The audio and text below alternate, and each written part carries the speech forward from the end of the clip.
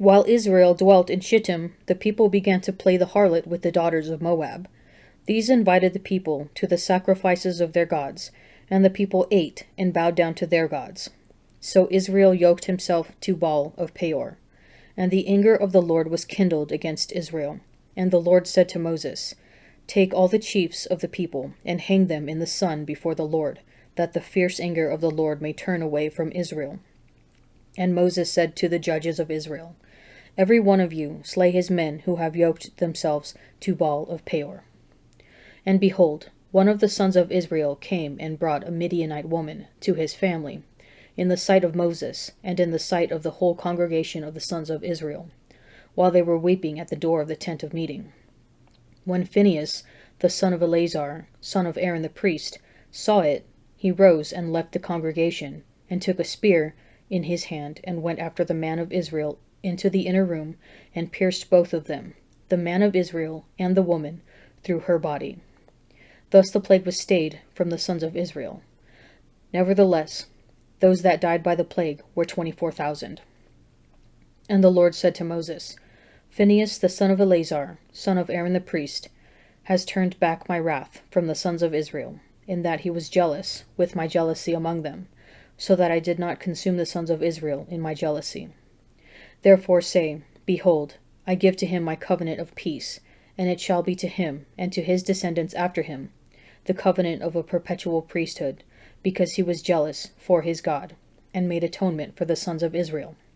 The name of the slain man of Israel, who was slain with the Midianite woman, was Zimri, the son of Salu, head of the father's house belonging to the Simeonites. And the name of the Midianite woman, who was slain, was Cosbi, the daughter of Zur, who was the head of the people of a father's house in Midian. And the Lord said to Moses, Harass the Midianites, and strike them, for they have harassed you with their wiles, with which they beguiled you in the matter of Peor, and in the matter of Cosbi, the daughter of the prince of Midian, their sister, who was slain on the day of the plague on account of Peor. After the plague, the Lord said to Moses and Eleazar, son of Aaron the priest, Take a census of the whole Israelite community by families, all those 20 years old or more who are able to serve in the army of Israel. So on the plains of Moab, by the Jordan across from Jericho, Moses and Eleazar the priest spoke with them and said, Take a census of the men 20 years old or more, as the Lord commanded Moses. These were the Israelites who came out of Egypt. The descendants of Reuben, the firstborn son of Israel, were through Hanok, the Hanokite clan, through Palu, the Paluite clan, through Hezron, the Hezronite clan, through Carmi, the Carmite clan. These were the clans of Reuben. Those numbered were 43,730. The son of Palu was Eliab, and the sons of Eliab were Nemuel, Dathan, and Abiram. The same Dathan and Abiram were the community officials who rebelled against Moses and Aaron, and were among Korah's followers when they rebelled against the Lord. The earth opened its mouth and swallowed them along with Korah, whose followers died when the fire devoured the 250 men. And they served as a warning sign. The line of Korah, however, did not die out. The descendants of Simeon by their clans were through Nemuel, the Nemuelite clan, through Jamin, the Jaminite clan, through Jachin, the Jachinite clan, through Zerah, the Zerahite clan, through Shaul, the Shaulite clan. These were the clans of Simeon. There were 22,200 men. The descendants of Gad by their clans were through Zephon, the Zephonite clan, through Haggi, the Haggite clan, through Shunai, the Shunite clan, through Ozni, the Oznite clan, through Eri, the Erite clan, through Eridai, the Eridite clan, through Areli, the Arelite clan. These were the clans of Gad. Those numbered were 40,500. And Onan were sons of Judah, but they died in Canaan. The descendants of Judah by their clans were through Shelah, the Shilonite clan, through Perez, the Perizzite clan, through Zerah, the Zerahite clan. The descendants of Perez were through Hezron, the Hezronite clan, through Hamul, the Hamelite clan. These were the clans of Judah.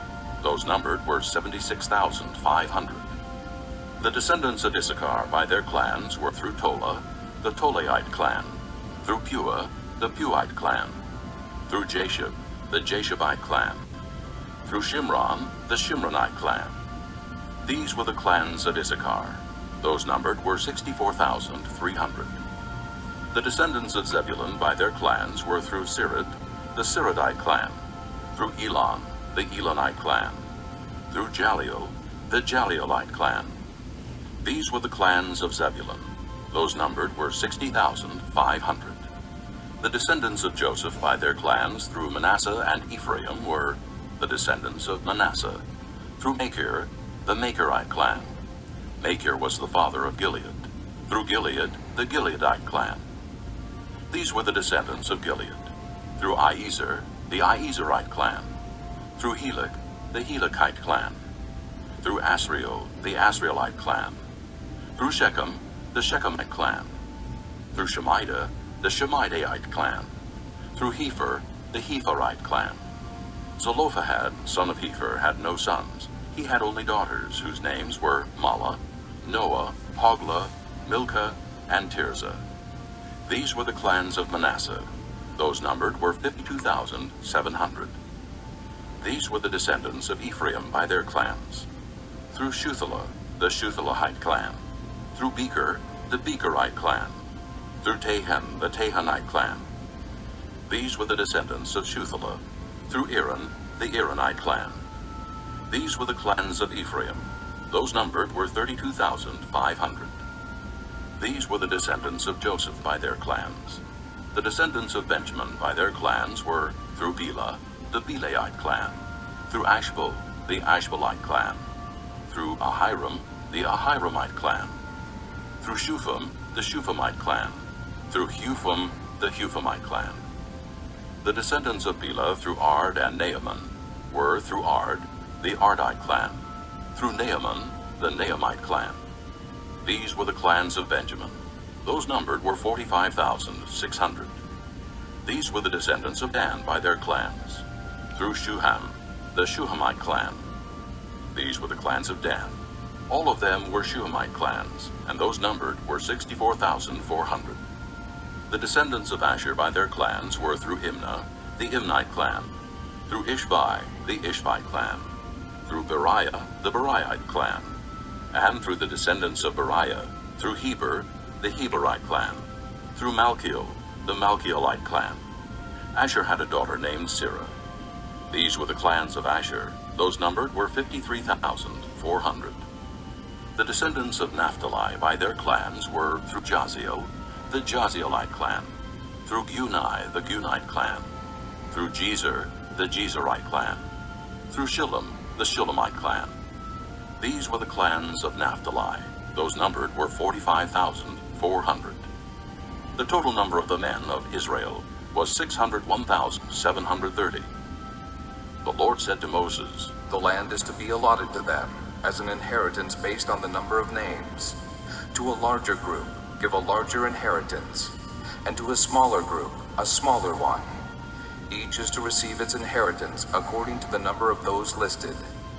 Be sure that the land is distributed by lot. What each group inherits will be according to the names for its ancestral tribe. Each inheritance is to be distributed by lot among the larger and smaller groups. These were the Levites who were counted by their clans. Through Gershon, the Gershonite clan. Through Kohath, the Kohathite clan. Through Merari, the Merarite clan. These also were Levite clans, the Libnite clan, the Hebronite clan, the Malite clan, the Mushite clan, the Korahite clan. Kohath was the forefather of Amram. The name of Amram's wife was Jochebed, a descendant of Levi who was born to the Levites in Egypt. To Amram she bore Aaron, Moses, and their sister Miriam. Aaron was the father of Nadab and Abihu, Eleazar and Ithamar. But Nadab and Abihu died when they made an offering before the Lord with unauthorized fire. All the male Levites, a month old or more, numbered 23,000. They were not counted along with the other Israelites because they received no inheritance among them.